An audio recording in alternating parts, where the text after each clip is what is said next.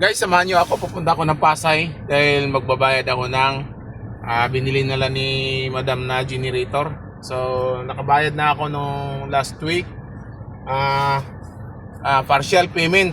Ngayon, na-deliver na yung generator sa Batangas. So, babayaran ko na yung balance. Tara! Pero bago tayo pupunta ng Pasay ay magpapagas muna tayo. So, ayan, palabas pa lang tayo ng compound dito sa office ni boss. Ganda ng panahon, no? Ang init doon sa unahan, no? Eh, paglabas natin dito sa highway, ito yung C5. Mayroong Petron dito. Dito na lang ako magpapagas. Oops. Wapang Gangnam Style. Oops. Ginagawa mo. Nauna ako doon, ah. Doon siya lumapit, oh.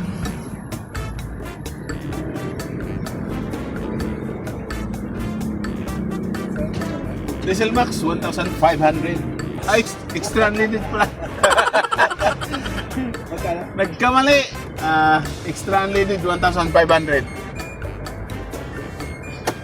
Diesel Max sinabi ko. Sige.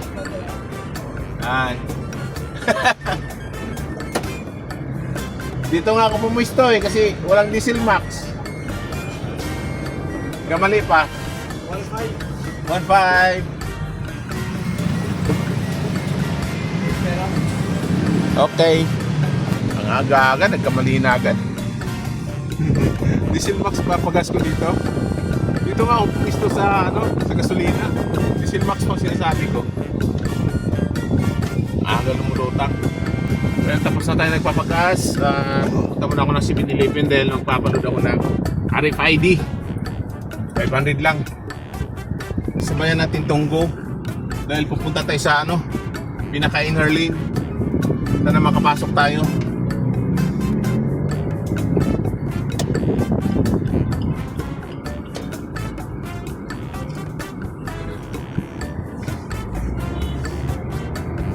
Yan, nakapasok tayo guys. So ayan, nakapag-U-turn na tayo. Ayan, so sa bandang kaliwa, sobrang traffic na, oh. Pero pupunta muna tayo sa 7-Eleven, kaya dito ako sa bandang kanan.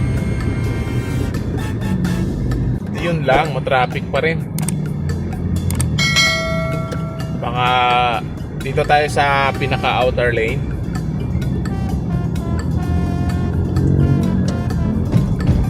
Ayan. Ito yung 7-Eleven. Dito tayo. Alright. So ayan, tapos na tayo nakapag-load. Diretso na tayo ng Pasay. Tara! Diyan sana ako sa taas dadaan, no? Kaso lang, mayroong MMDA doon sa sa bungad.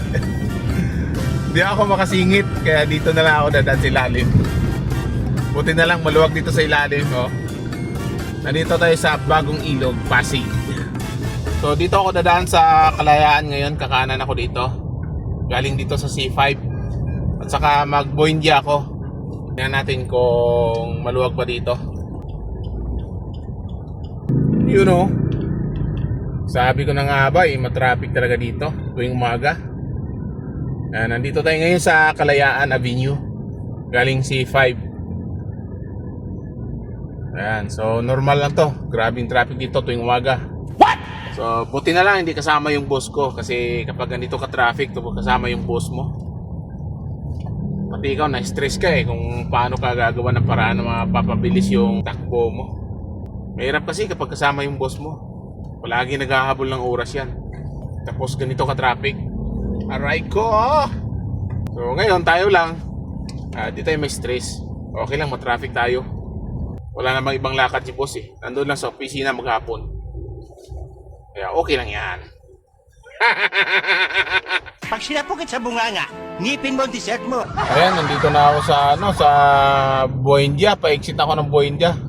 Nandito ako sa flyover. Kaso lang mas matinding traffic dito.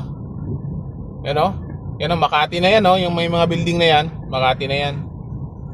Hanggang doon. Grabe ang traffic. So ayan, nandito na ako sa Makati. Yan ang taas ng mga building dito, Ayan. So hanggang dito traffic pa rin. Ayan, nasa stoplight tayo.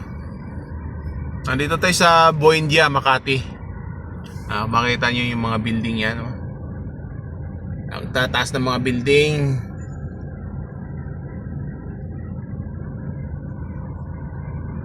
Halos mag-isang oras na yung biyahe ko. Nandito pa rin ako sa Makati. Grabe, sobrang traffic talaga. Pag ganitong oras, rush hour, mag 8 o'clock, siguro mga 20 minutes pa yung biyahe natin bago tayo makarating doon sa sa nakalimutan ko ng tindahan. Aragon yata yun, Aragon. Mga bilihan ng mga generator.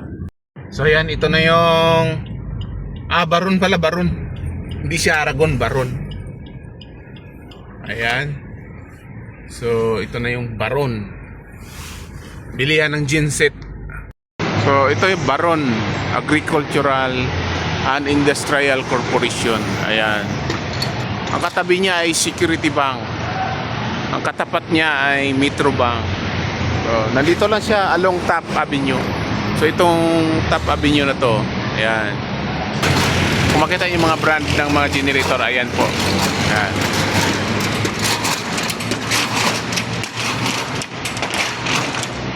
So ayan, 8:30 pa magbubukas. Ngayon ay 8:16 na. So 14 minutes pa tayo mag-aantay. Ayan, so kakain muna ako. Medyo nagugutom na ako. May baon naman ako, ulam at saka kanin. Ayan, kakain muna tayo, guys.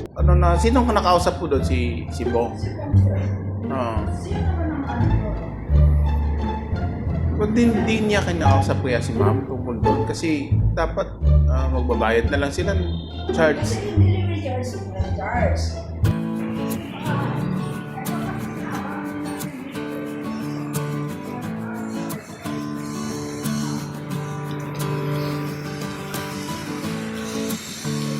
Ang lalaki nito.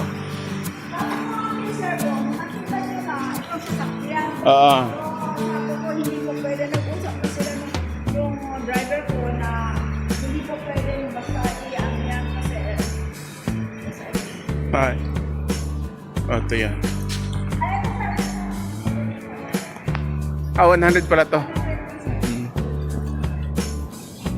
lalabas ko na lang Oo.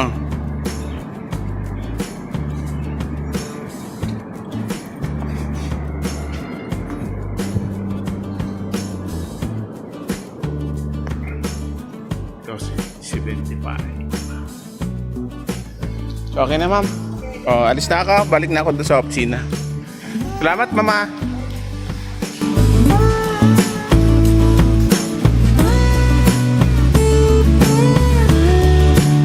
So yan, tapos na ako nagbayad sa kulang namin. So ang generator ay nandito pa pala. Akala ko ay dineliver na kahapon. So kailangan pala i-full paid mo muna bago nila i-deliver. Ganun pala yung policy nila dito. So baka bukas or sa Friday na nila i-deliver papuntang Batangas dahil sa bahay ni boss yon sa Batangas. So ngayon babalik na ako ng opisina ni boss doon sa Pasig. Alright. 1 hour later.